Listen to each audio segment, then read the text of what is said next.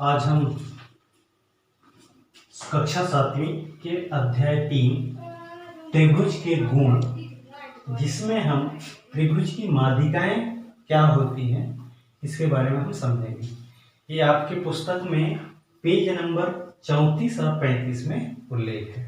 ठीक है, तो त्रिभुज की माध्यिकाओं को समझने के लिए यहाँ तो चित्र में बना हुआ है त्रिभुज ABC।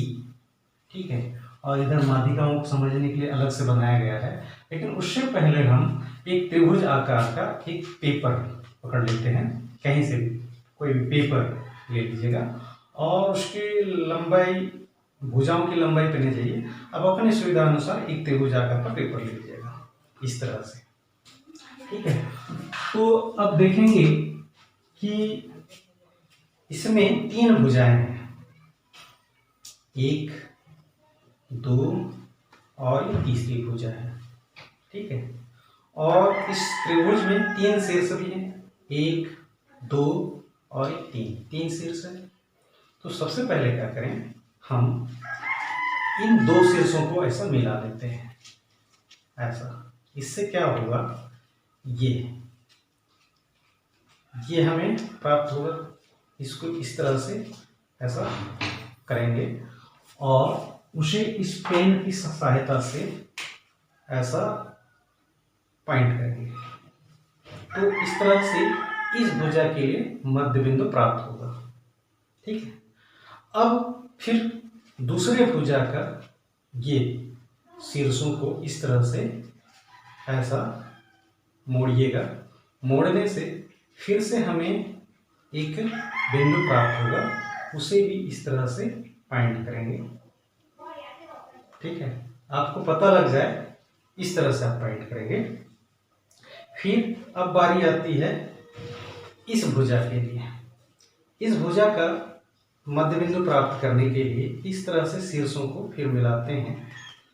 तो इस तरह से ये इसको भी पॉइंट करेंगे।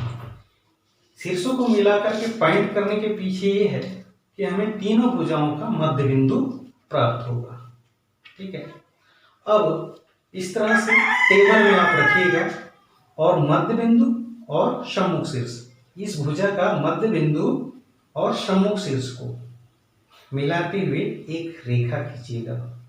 ठीक है, उसी प्रकार इस भुजा के सम्मुख शीर्ष को मिलाते हुए, यानी इस मध्य बिंदु, इस भुजा के मध्य बिंदु और इस शीर्ष को मिलाते हुए एक और रेखा खींचेंगे। फिर इस भुजा का मध्य बिंदु और इस शीर्ष को मिलाते हुए एक रेखा खींचेंगे, जैसा कि इसमें बनाया गया है। तो हमें इस तरह से 3 माध्यिकाएं प्राप्त होंगी। देख रहे हैं, गिन रहे हैं, 1, 2 और 3 त्रिभुज में दिख रहा है साफ। 3 माध्यिकाएं प्राप्त होंगी और तीनों माध्यिकाएं जो कटान करती हैं या जहां मिलती हैं वो उसको कहा जाता है संगमन बिंदु। ठीक है, इस संगमन बिंदु को हम केंद्र भी कहते हैं, उसका नामकरण करते हैं O से। यहां दिख रहा है त्रिभुज ABC।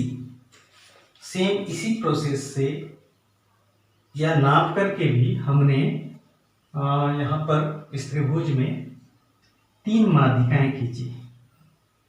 त्रिभुज की भुजा ABC, इस भुजा की जो माध्यिका है ये है, माध्यिका से यानी मध्य बिंदु से होती हुई इस शीर्ष को मिलाने वाली जो रेखा है वो भी एक माध्यिका है। इसी प्रकार ये भी एक माध्यिका है और ये भी माध्यिका है। 3 माध्यिकाएं प्राप्त होंगी सेम ऐसा करेंगे तो। ठीक है, अब तीनों माध्यिकाओं को मिलाने वाली जो बिंदु है इसको हम संगमन बिंदु या केंद्रक कहते हैं। और इस त्रिभुज में 3 माध्यिकाएं हैं। पहला है BT, ये भी एक माध्यिका है। उसके बाद CR, ये भी एक माध्यिका है। और उसके बाद AS, ये भी एक माध्यिका है। तीनों माध्यिकाएं का उल्लेख है। ठीक है, तो ये हो गई 3 माध्यिकाएं। ध्यान रहे ये जो बिंदु है इस भुजा का मध्य बिंदु होगा। ठीक, और ये जो बिंदु है S, भुजा BC का मध्य बिंदु होगा। उसी प्रकार भुजा सी ए का जो मध्य बिंदु होगा वो टी होगा। ठीक है, तो ये अंदर में जो तीन रेखाएं आपस में एक दूसरे को काट रही हैं और उनका संगमन बिंदु वो है, यानी ये तीनों माध्यिकाएं हैं और उसका केंद्रक O है। ठीक है, अब नोट करने वाली बात ये है कि ये जो माध्यिका है, ये माध्यिका तीनों माध्यिकाओं को ये केंद्रक है, ये तीनों माध्यिकाओं को 2:1 में विभाजित करती है। कहने का मतलब ये है कि यदि CO की लंबाई यदि 2 है तो OR की लंबाई 1 होगी। ठीक है, यदि CR की लंबाई 4 है तो इसकी लंबाई यानी OR की लंबाई 2 होगी। यानी हमेशा केंद्रक जो है ना माध्यिकाओं को 2:1 के अनुपात में विभाजित करती है। यह जो रूल है इसके लिए भी लागू होगा, इस माध्यिका के लिए भी, इस माध्यिका के लिए भी। ठीक है, तो आप लोग इस तरह से पेज नंबर 34-35 में जाइएगा और उसको बुक पढ़ेंगे तो आप इसका जरूर वर्णन होगा। और आप भी ऐसे ही कर सकते हैं, इस पेपर की सहायता से ऐसा एक त्रिभुजाकार किसी भी नाप का, लेकिन त्रिभुज की आकृति में रहना चाहिए, उसको जैसा मैंने अभी वीडियो में आपको बताया वैसा करेंगे तो आपको जरूर 3 माध्यिकाएं प्राप्त होंगी और एक संगमन बिंदु केंद्र भी प्राप्त होगा। ठीक है, धन्यवाद।